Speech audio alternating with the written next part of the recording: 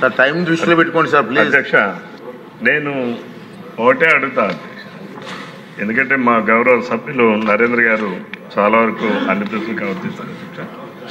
ఇక్కడ 7,230 కోట్లు పెండింగ్లో ఉన్నాయని చెప్పి అన్నారు అధ్యక్ష. అంటే ఈ డబ్బుల్ని గౌరవ సభ్యులు అడిగినట్టుగా డైవర్ట్ చేశారా? ఇది ఈక్వలెంట్ టు 60% లేదా 100%? ఈ క్లారిటీ ఇవ్వాలి అధ్యక్ష. దిస్ ఈజ్ ఈక్వలెంట్ టు కేంద్ర ప్రభుత్వం ప్రతి పథకంలో కూడా 60-40 రేషియో అధ్యక్ష. 60% ఇది ఈక్వలెంటా లేకపోతే టోటల్ 100%? అంటే ఇప్పుడు సపోజ్ ఇప్పుడు మన ఆంధ్రప్రదేశ్ రాష్ట్రం 3/3/2025 నాటికి 12,336 కోట్లు విడుదల చేశామని చెప్పారు అధ్యక్ష. ఇందులో అనుబంధంలో చూస్తే 92 ప్రాయోజిత కార్యక్రమాలు అన్నారు అధ్యక్ష. 92 అయినా ఇంకా ఏమైనా ఉన్నాయి ఇందులో? నేను కొన్ని చూస్తే లేవు అధ్యక్ష. ఫర్ ఎగ్జాంపుల్ కేంద్ర ప్రభుత్వం ఒక స్కీమ్ ఉంది అధ్యక్ష, national family benefit scheme NFBS. అప్పట్లో 2014-19 అధ్యక్ష ఎవరైనా చనిపోతే, పేదవాళ్ళు చనిపోతే, BPL ఫ్యామిలీ చనిపోతే ఆ కుటుంబానికి వాళ్ళు అప్లై చేసుకుంటే అధ్యక్ష 25,000 రూపాయలు ఇచ్చేవాళ్ళు అధ్యక్ష.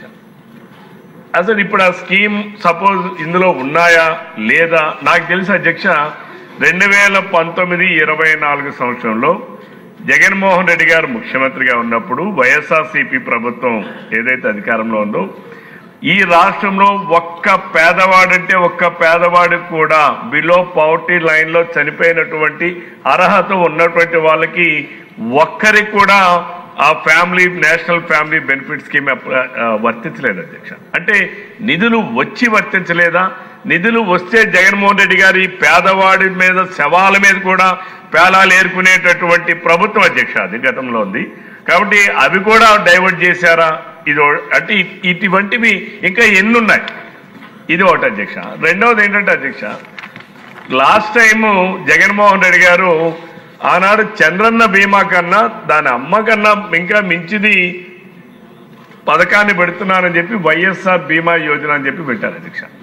ఈ వైఎస్ఆర్ బీమా యోజన అధ్యక్ష చూస్తే ఈ రాష్ట్రంలో 6,000 క్లైంట్స్ అధ్యక్ష, మీరు ఇక్కడ వినాలి, ఇది నేను చెప్పేదంతా పేదవాళ్ళది.